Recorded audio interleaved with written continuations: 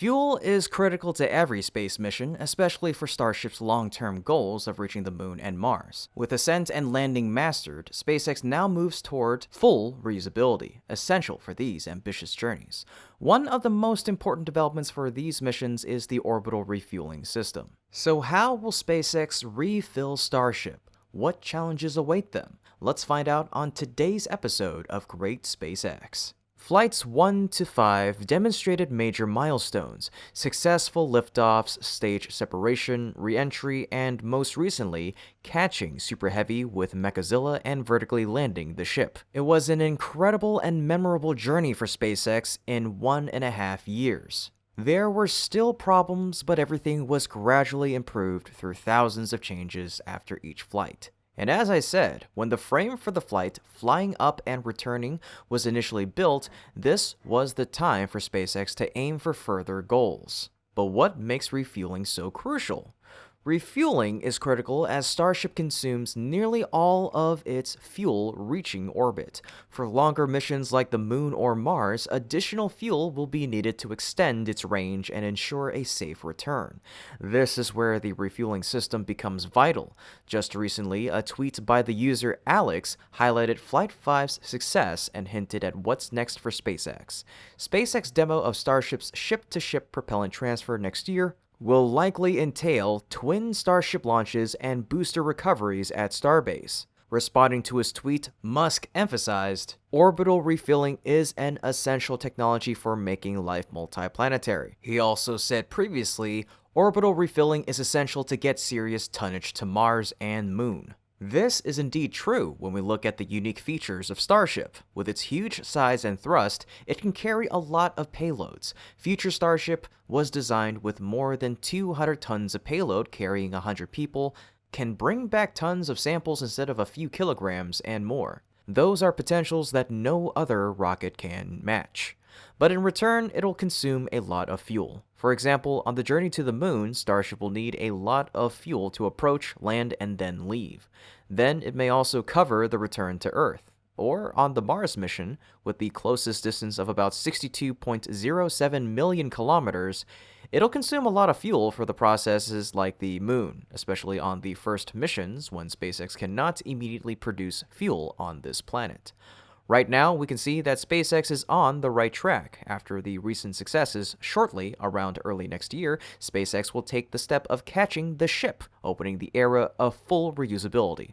Once they do this, they will really start building the refilling system. The importance of Flight 5 was also emphasized a lot at the International Astronautical Congress of 2024. According to many comments, this will be an important premise for SpaceX to build the refilling system and produce Starship HLS, or Human Landing System, important factors for Artemis 3. NASA Administrator Bill Nelson had some compliments. And so just yesterday, SpaceX had the very successful fifth launch as they developed this very large rocket that has about 16 million pounds of thrust at liftoff.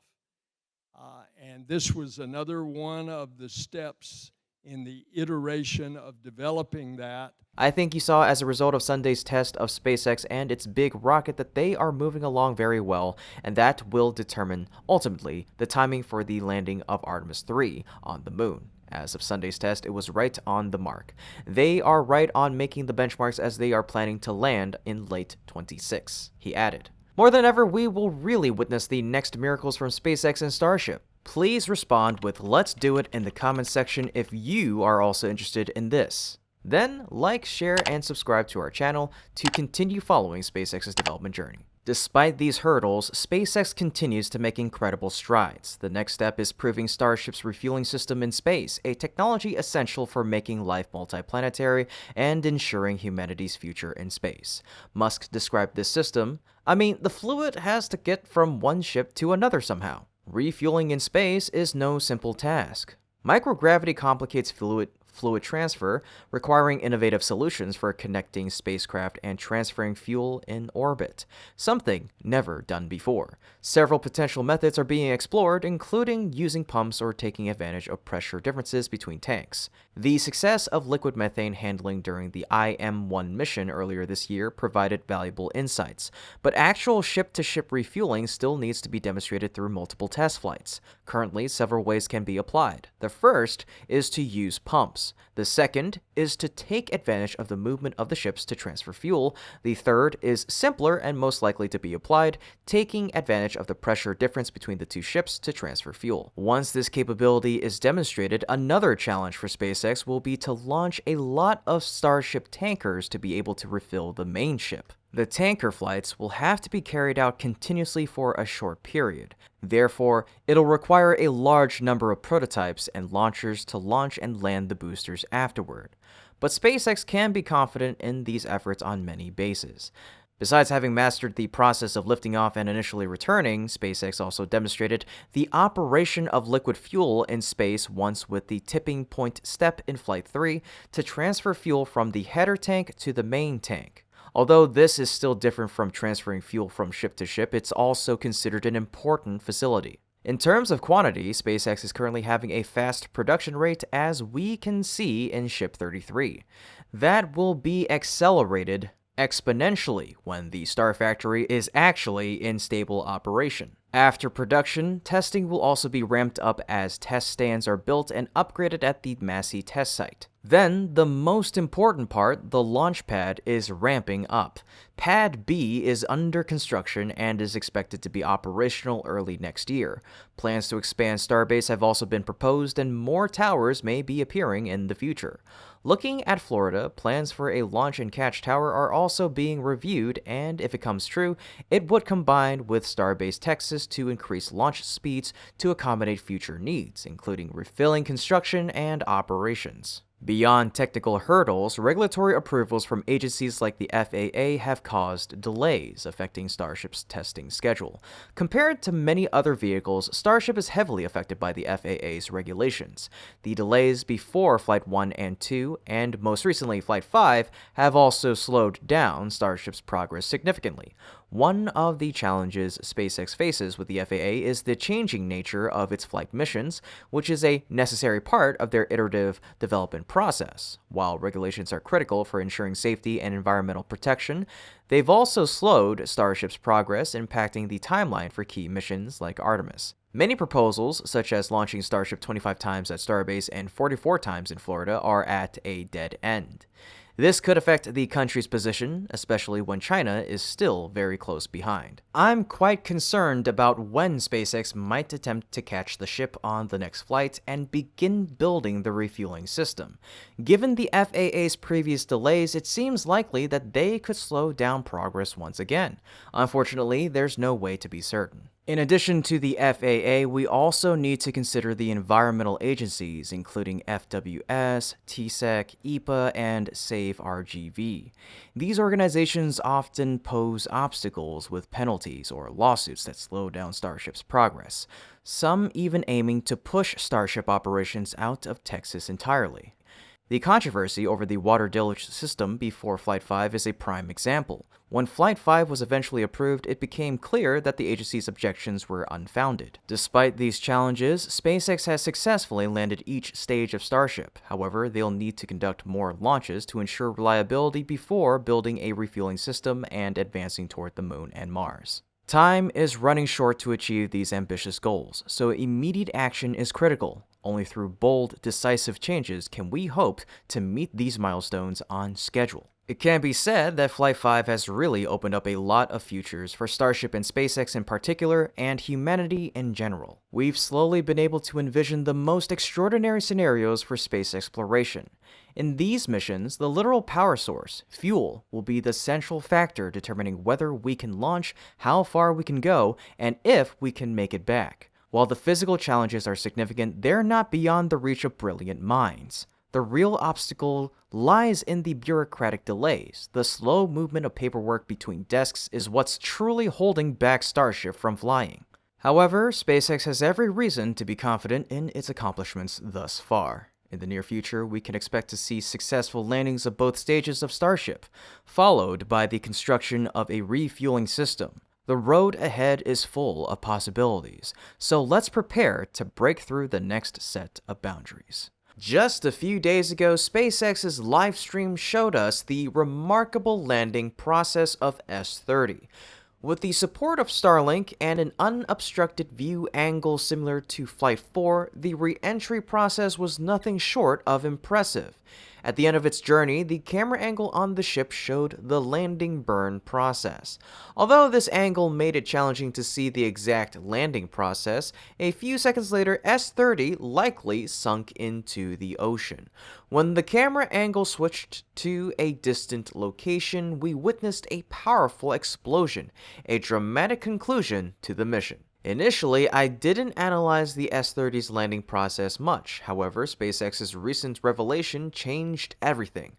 On X, SpaceX posted a video from a different far angle, likely set on a buoy they had previously placed nearby. The video lasts 21 seconds, starting when the ship activated the landing burn around T plus 1 hour, 5 minutes, and 23 seconds. This aligns with the live stream as the landing burn began at this milestone and ended about 21 seconds later at around T plus 1 hour, 5 minutes, and 44 seconds when the camera on the ship lost signal due to the explosion.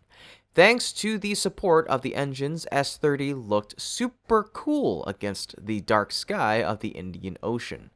The 3 gimbal engines performed well during deceleration, helping the ship land at a controlled speed. It continuously changed direction to navigate and adjust to a vertical posture assisted by the flaps. This intricate dance of technology and engineering marvels was a sight to behold. As S-30 approached the ocean's surface, the ship was in a vertical state. The water splashed up by the thrust's impact couldn't obscure the shadow of Starship behind. Landing rockets vertically was once deemed impossible due to the challenges of atmospheric re-entry, deceleration, and controlled descent, which often led to failed or high recovery costs.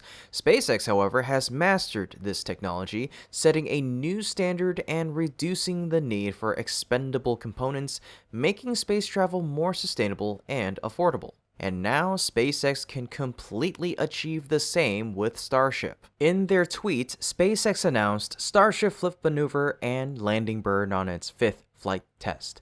Vehicle improvements ensured flaps were protected from high heating, resulting in a controlled entry and high accuracy splashdown at the targeted area in the Indian Ocean. Previously, Musk confirmed, ship landed precisely on target, second of the 2 objectives achieved.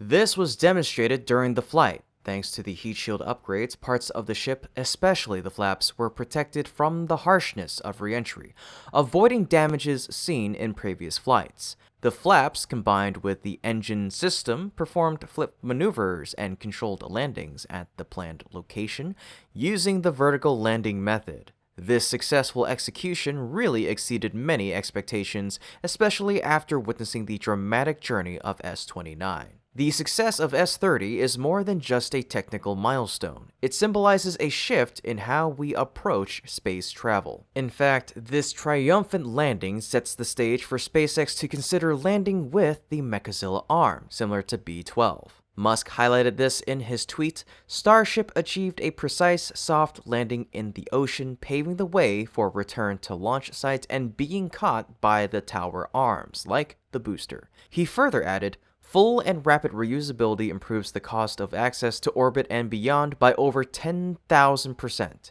It is the fundamental technology breakthrough needed to make life multiplanetary and for us to become a true spacefaring civilization. Even though SpaceX hasn't caught the ship yet, Musk's visionary statements hint at a revolutionary future for the aerospace industry. Full and rapid reusability will transform space rocket operations, enabling faster flight speeds and significantly reduced costs. We've already seen a glimpse of this with Falcon 9, but remember, Falcon 9 is only partially reusable. Starship promises even greater advancements, crucial for costly missions like Mars colonization. Musk previously set ambitious goals, reflying Super Heavy every hour, the ship every day, leading to thousands of flights per year. He also outlined a plan to launch 10 starships with a payload exceeding 200 tons per day, aiming to transport 1,000,000 tons to Mars in 10 years. Following Super Heavy, the next step in this effort will be the first ship catching attempt planned for next year. Based on what we've seen in the ship landing video, catching the ship on the next flight seems feasible. Are you excited about that?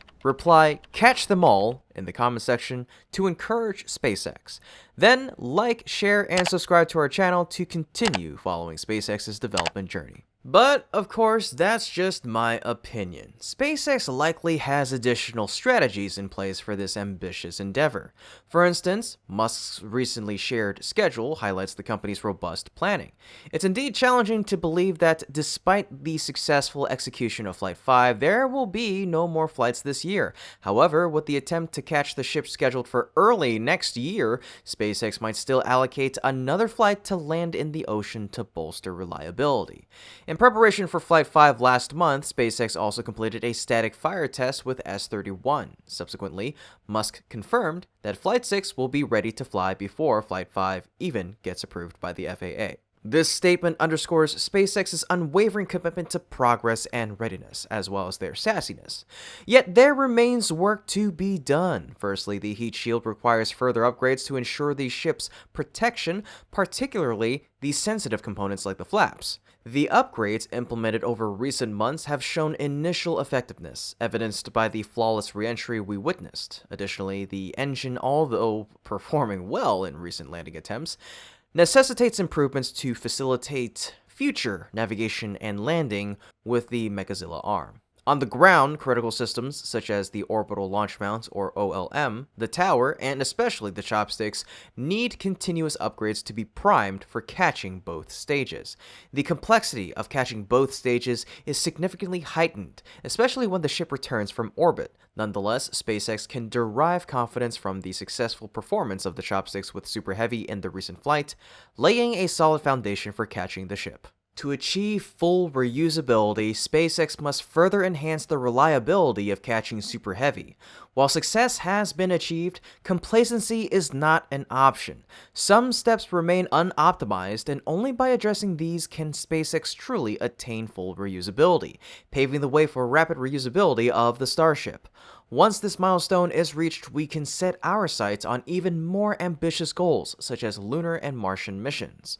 Among these, Mars stands out as the ultimate objective and the primary reason for the creation of the Starship. Speaking of Mars, NASA's recent announcement brings even more exciting news. On September 30th, the Perseverance rover captured a solar eclipse on Mars, with its left mast cam Z documenting the event as Mars's moon Phobos passed between the planet and the sun, similar to the solar eclipses we experience on Earth. In the series of photographs, you can distinctly see the irregular shape of Phobos, which resembles a lumpy potato. Being the larger of Mars's two tiny moons, it is not spherical like our moon or many other moons in our solar system.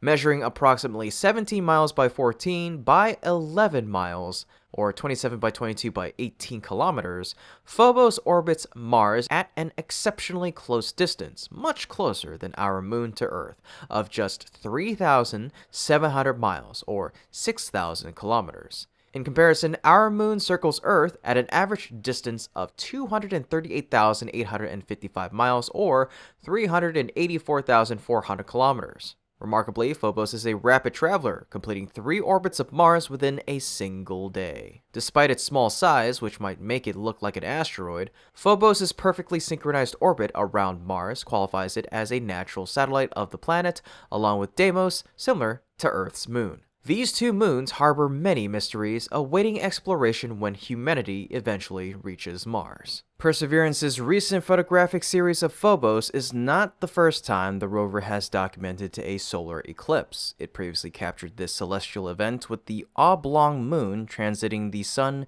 in April of 2022 and February of 2024. Additionally, preceding rovers Spirit and Opportunity in 2004 as well as Curiosity in 2019 also witnessed this extraordinary phenomenon. Such moments remind us that the dream of witnessing these events firsthand on Mars is no longer far-fetched. SpaceX's relentless progress with Starship brings us closer to realizing this goal, making it possible for future generations to stand on the Martian surface and experience these wonders themselves. I believe that we humans have always dreamed of one day standing on Mars to witness these magical moments firsthand. A few years ago, many people were probably skeptical about this possibility, but with SpaceX's ambitious plans, the Starship program, and the success of Flight 5 involving both Super Heavy and Ship, I am convinced that this dream is within reach and on the path to becoming a reality. Do you want to be a part of this incredible journey? If so, respond with "Let me go" in the comment section to let me know. Thank you for joining us on today's episode of Great SpaceX. Be sure to like, share, and subscribe for more updates on SpaceX's journey toward making space travel a reality for everyone. Until next time, keep your eyes on the stars.